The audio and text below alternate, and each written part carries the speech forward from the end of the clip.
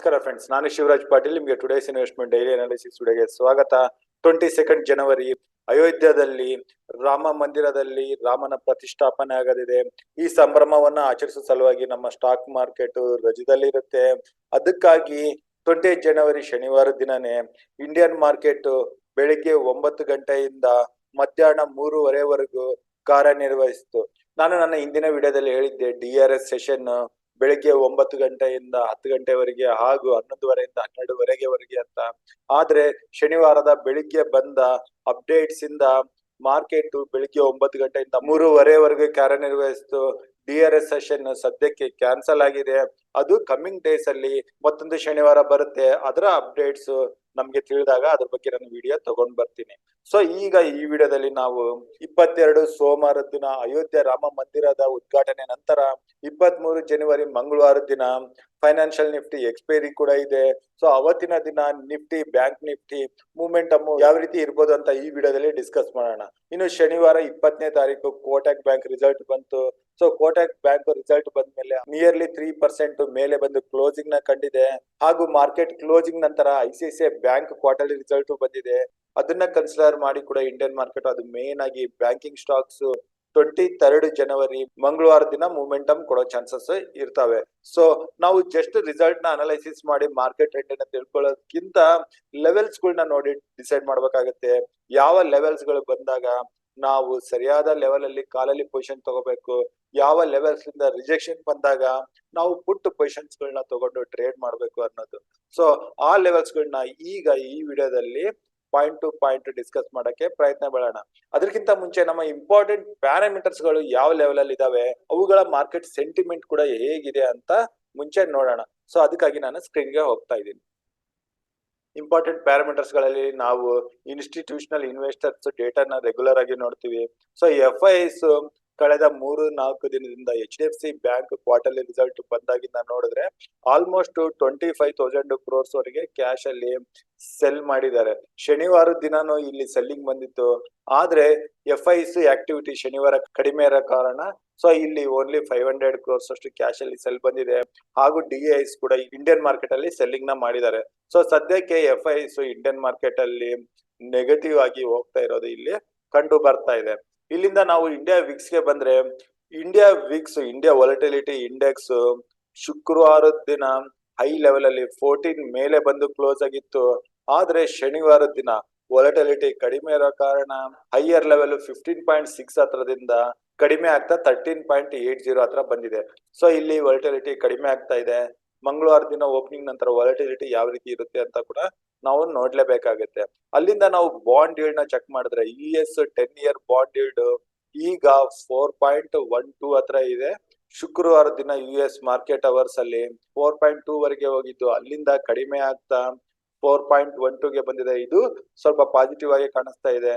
So ಇದು ಏನಾದ್ರೂ 4.1 ಇಂದ ಕಡಿಮೆ 4 ಹಾಗೂ ಅದಕ್ಕಿಂತ ಕೆಳಗಡೆ ಹೋದ್ರೆ ಆಗ ಓವರ್ ಆಲ್ ಈಕ್ವಿಟಿ ಮಾರ್ಕೆಟ್ ಗೆ ಪಾಸಿಟಿವ್ ಆಗುತ್ತೆ. ಸೊ ಇದು ಬಾಂಡ್ ಯೀಲ್ಡ್. ಇನ್ನು US ನ ಡೌ ಜೋನ್ಸ್ ಫೀಚರ್ಸ್ ಶುಕ್ರವಾರದ ಕ್ಲೋಸಿಂಗ್ ಹೈಯರ್ ಲೆವೆಲ್ ಅಲ್ಲೇ ಬಂದಿದೆ. ಸೊ ಸೋಮವಾರ ದಿನ ಕೂಡ ಇದರ ಮೂಮೆಂಟಮ್ ಪಾಸಿಟಿವ್ ಆಗೇ ಇದ್ರೆ ನಮ್ಮ ಇಂಡಿಯನ್ ಮಾರ್ಕೆಟ್ ಅಲ್ಲಿ ನಾವು 23 ಜನವರಿ ಮಂಗಳವಾರ ದಿನ ಓಪನಿಂಗ್ ಅಲ್ಲೇ ಗ್ಯಾಪ್ ಅಪ್ ನ ನೋಡೋ ಚಾನ್ಸಸ್ ಇರುತ್ತೆ. ಸೊ US ಮಾರ್ಕೆಟ್ ಮೂಮೆಂಟಮ್ ಬಹಳ ಇಂಪಾರ್ಟೆಂಟ್ ಆಗುತ್ತೆ.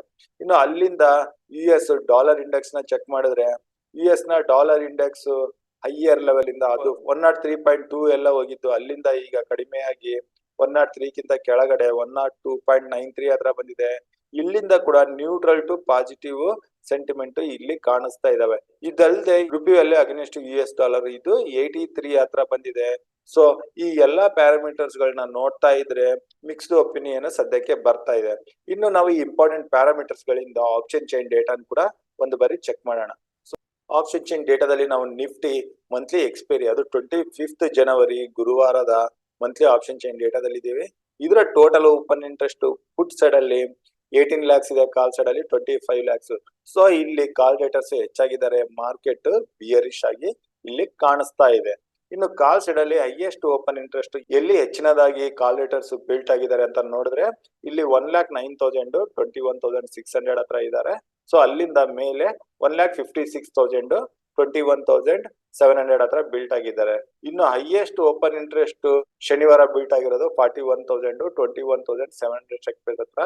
ಸೊ ಸದ್ಯಕ್ಕೆ ಈ ಲೆವೆಲ್ ಮೇನ್ ಆಗಿ ರೆಸಿಸ್ಟೆನ್ಸ್ ಲೆವೆಲ್ ಆಗಿರುತ್ತೆ ನಿಫ್ಟಿಗೆ.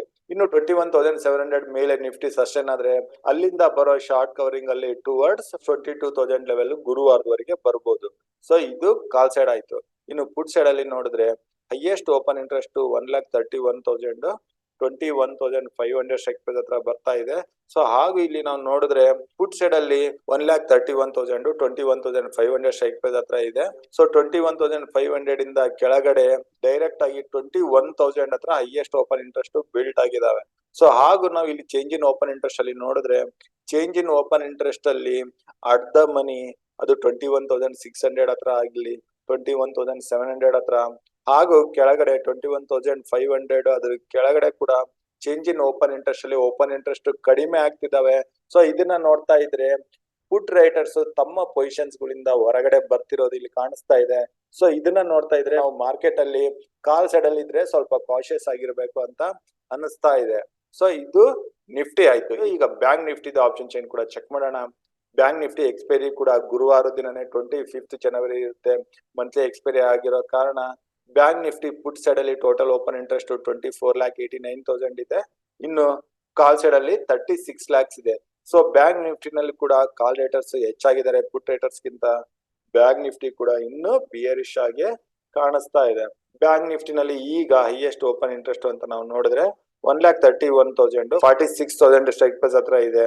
ಸೊ ಇಲ್ಲಿಂದ ಮೇಲೆ 1,49,000 ಓಪನ್ ಇಂಟ್ರೆಸ್ಟ್ 46,500 ಹತ್ರ ಬಿಲ್ಟ್ ಆಗಿದೆ. ಅದಕ್ಕಿಂತ ಹೆಚ್ಚಿನ ಓಪನ್ ಇಂಟ್ರೆಸ್ಟ್ 1,95,000 47,000 ಸ್ಟ್ರೈಕ್ ಪ್ರೈಸ್ ಹತ್ರ ಬಿಲ್ಟ್ ಆಗಿದೆ. ಸೊ ಬ್ಯಾಂಕ್ ನಿಫ್ಟಿನಲ್ಲಿ ಚೇಂಜ್ ಇನ್ ಓಪನ್ ಇಂಟ್ರೆಸ್ಟ್ ಅಲ್ಲಿ ಇಲ್ಲಿ ಕಾಲ್ ರೇಟರ್ಸ್ ಹೊರಗಡೆ ಬರ್ತಾ ಇದ್ದಾರೆ.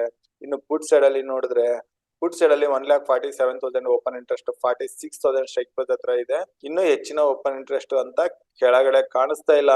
ಸೊ ಬ್ಯಾಂಕ್ ನಿಫ್ಟಿಗೆ 46,000 ಮೇಜರ್ ಸಪೋರ್ಟ್ ಆಗಿ ಬರುತ್ತೆ.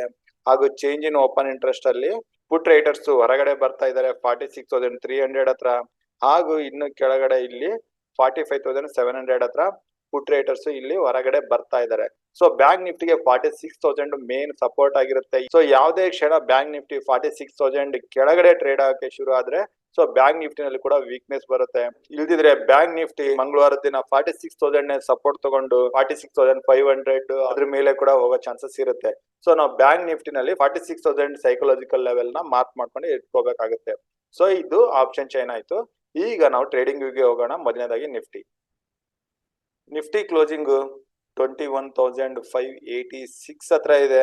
ನಿಫ್ಟಿ ಮಂಗಳವಾರ ದಿನ ಗ್ಯಾಪ್ ಅಪ್ ಅಲ್ಲಿ ಓಪನ್ ಆಗಿ ಅಪ್ ಮೂವ್ ಅಂತ ಬಂದ್ರೆ ನಿಫ್ಟಿಗೆ ಇಮಿಡಿಯೇಟ್ ರೆಸಿಸ್ಟೆನ್ಸ್ 21,660 ಹತ್ರ 10 ಡೇ ಮೂವಿಂಗ್ ಆವರೇಜ್ ಇರುತ್ತೆ. ಹಾಗೂ ಇಮಿಡಿಯೇಟ್ ಆಗಿ 21,700 ಹತ್ರನು ರೆಸಿಸ್ಟೆನ್ಸ್ ಇದೆ. ಸೊ 21,700 ಮೇಲೆ ನಿಫ್ಟಿ ಸಸ್ಟೈನ್ ಆದ್ರೆ ಮಾತ್ರನೇ ಇಲ್ಲಿಂದ ಸಿಇ ಪೊಸಿಷನ್ಸ್ ನ ತಗೊಳ್ಳೋಣ. ಅಲ್ಲಿವರೆಗೆ ಸಿಇ ಪೊಸಿಷನ್ಸ್ ನ ತಗೊಳ್ಳೋದು ರಿಸ್ಕಿ ಆಗಿ ಇರುತ್ತೆ.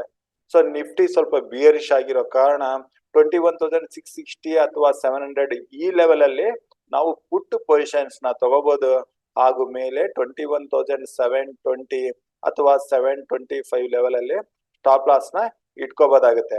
ಸೊ ಇಲ್ಲಿಂದ ಬರೋ ಡೌನ್ ಮೂವ್ ನಲ್ಲಿ 21,580 ಇಂದ 560 ಈ ಲೆವೆಲ್ ಅಲ್ಲಿ 20 ಡೇ ಮೂವಿಂಗ್ ಆವರೇಜ್ ಇದೆ. ಸೊ ಈ ಲೆವೆಲ್ ಅಲ್ಲಿ ನಿಫ್ಟಿ ಸಪೋರ್ಟ್ ತಗೋಬಹುದು, ಸೈಡ್ ವೇಸ್ ಅಲ್ಲಿ ಟ್ರೇಡ್ ಆಗ್ಬಹುದು. ಇನ್ನು ಈ ಲೆವೆಲ್ ನ ಬ್ರೇಕ್ ಆಗಿ ಕೆಳಗಡೆ ಬಂದ್ರೆ ನಿಫ್ಟಿನಲ್ಲಿ ಬರೋ ವೀಕ್ನೆಸ್ 21,400.